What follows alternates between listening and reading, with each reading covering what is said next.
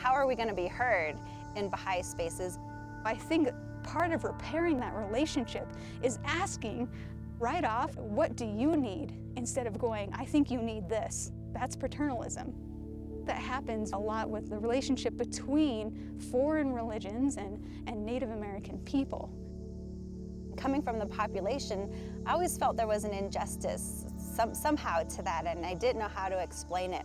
The obstacles were, as this group of young people were arising and trying to find language and expression of their own thoughts and what we were experiencing with the core activities, that we ran into paternalism.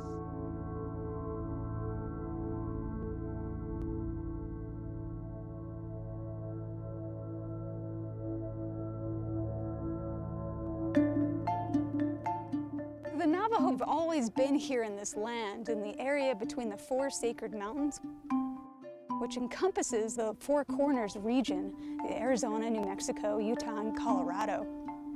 This relationship between the Western world and Native communities has been a turbulent one, and many indigenous people in the United States weighed down by this really terrible history of colonialism. Colonialism is the total subjugation and dominance of one nation over another, forcing upon that nation their beliefs and ideas and religious systems, social, economic systems. In the same sense, paternalism is the attitude that we know best for you, and regardless of your beliefs or your will for your own self or your own tribe. This is why Native Americans tune out immediately when you begin to tell them about another religion, because they're expecting that attitude of paternalism and that Western colonial attitude that they know what's best for you, and thereby they're not giving Native Americans a choice. The attitude is persisted, and bluntly, that attitude is racist. It's racism. It's embedded in our very American culture. It permeates just about everything we do and think, and the Native communities have, in a sense, built walls against it. How does an indigenous community move from a narrative of oppression to a narrative of integration and ultimately to a narrative of oneness? Here in this cluster with the indigenous friends is that many of them are beginning to arise to think about how does community building look like within our nation? Because our dear indigenous friends have not only, just the wider community to think about, but they also have to think about like this cultural element that is important to this walk that we're having. It's going to take many, many friends to learn how to address some of the social ills and the prevailing thoughts of habit while learning to be in the arena of service with others while we develop our spiritual identity and begin to invite others in the social and spiritual transformation of our community. Culturally, there's been many decisions on behalf of Native people have been made because it's in their benefit, we know better and they don't. And that well-meaning, just loving friends who are coming into some of those modes of thought. Listening to stories of prejudice, stories of racism, and really it was building capacity to not only listen, but then move that conversation forward so that we could move towards oneness. The small group of Native friends, we felt like our own voices was limited. How are we going to be heard in Baha'i spaces and institutional meetings? And so we quickly found that if we find what we need to say directly from the guidance, then it will be heard. The House of Justices is the challenge for friends everywhere, is to turn to the guidance and then act upon it. And we felt like that was the first part of our journey. How do we walk with our Baha'i community? We were taking excerpts out of the guidance that talked about empowering a population, a village. So language like historically significant populations and the need to learn about the dynamics when a population embraces the institute process, and as families take ownership of this, how do we integrate perspectives and culture and language and harmonize it? And that's a new layer that we haven't experienced before. And now the demands are that we're asked to have collective unity and achieve greater heights of unity that have never been experienced before. We're going back to the guidance, we're looking at things like the culture of the people should be integrated and how, what elements of culture in light of Baha'u'llah's revelation are being reinforced. What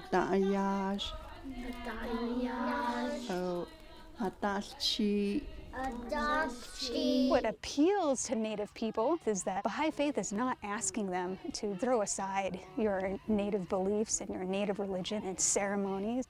They actually encourage the Navajo people and Native American people to continue their way of life as Native Americans and to hold on to their language. The House of Justice has said spiritual kinship, and that meant a lot to this community, and that we were saying, yes, this kinship and establishing our familial relationships immediately by using our clan. When you go to someone's home, you always introduce yourself. And they want to hear what your story is. My grandma's from here, and so there's so many people who are black sheep, so who are the Bethlehem clan. Then you find out if they're related to you. They'll say, Shadeja, always someone's little sister.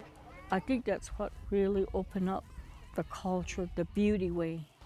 I haven't been into a community where I've had many relations, so my clan builds that automatic trust and relationship.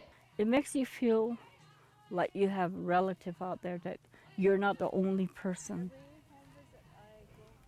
Ako ebeni na e Baha'i faith ne ni tadating and dakojo ha acho tadadosin ne ya pray e na tangalkei heishi chadas inigi ni hinahaga ya chadas en di Baha'i faith edana do en la yo das ida ya do ni hayat to tadi ni dana halan lede ya betan shindo ben hiata ho ai benina chadas a kuiche jo benina en lede hojana hasli danile.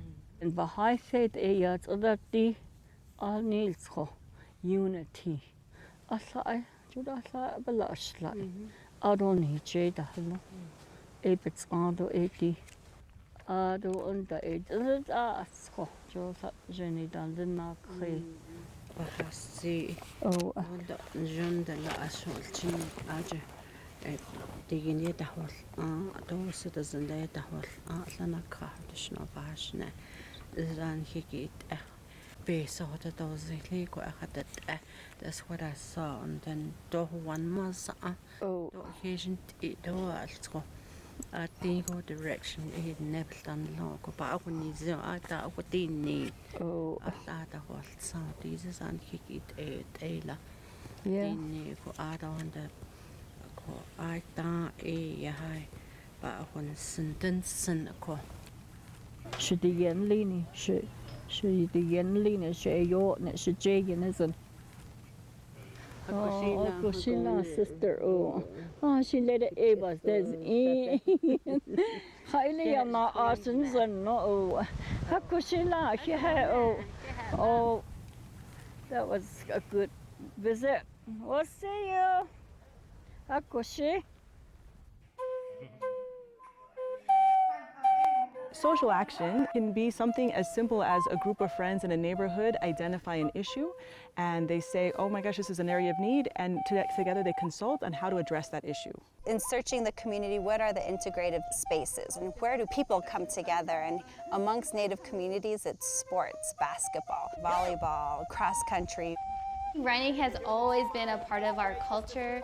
We've always been taught to wake up early when the sun rises, say our prayers, and run. And a lot of that has to do with endurance in your mind and your spirit. It's been a huge part of our culture.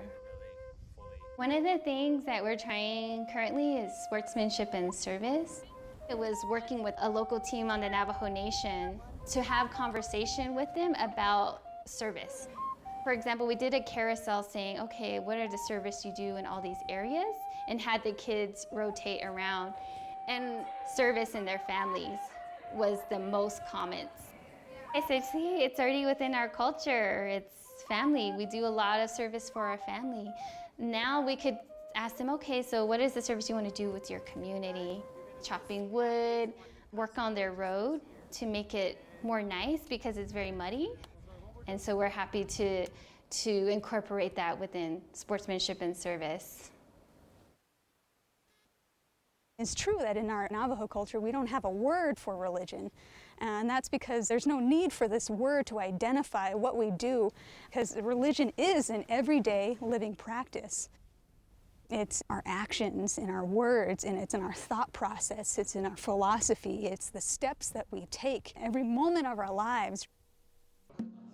I would say we're at the very early stages of this journey, of this walk, and we're really learning how to learn to listen. Approaching Native people with a new attitude of humility, an attitude where we see no form of racism or paternalism of any kind. Then what you begin to see is that really at the root of paternalism is a lack of understanding of spiritual principles, like the spiritual principle of oneness.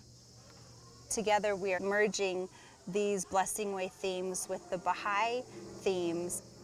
We might start remembering the song's order, okay?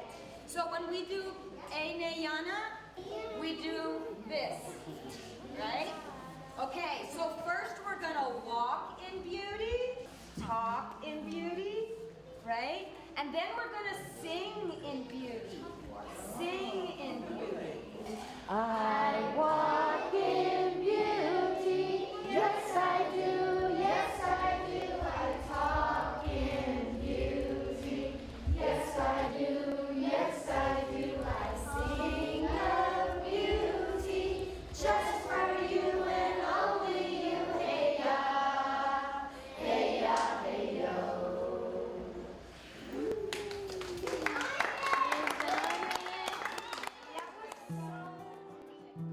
How can the Baha'i faith offer or repair this relationship that has ruined the relationship between Native people and non-Native people?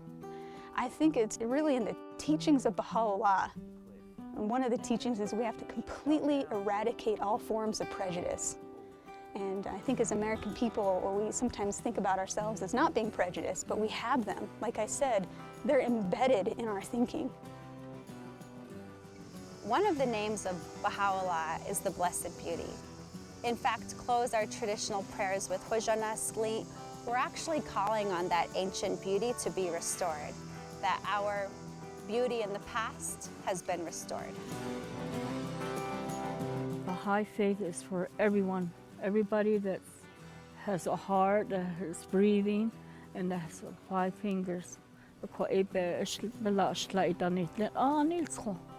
Digin baalchana tanitle, ein kwana hasani katnan hinla, a ben hit citizen hallo, the yard echo, was an Arabic echo John, yard echo, walk in beauty with everyone.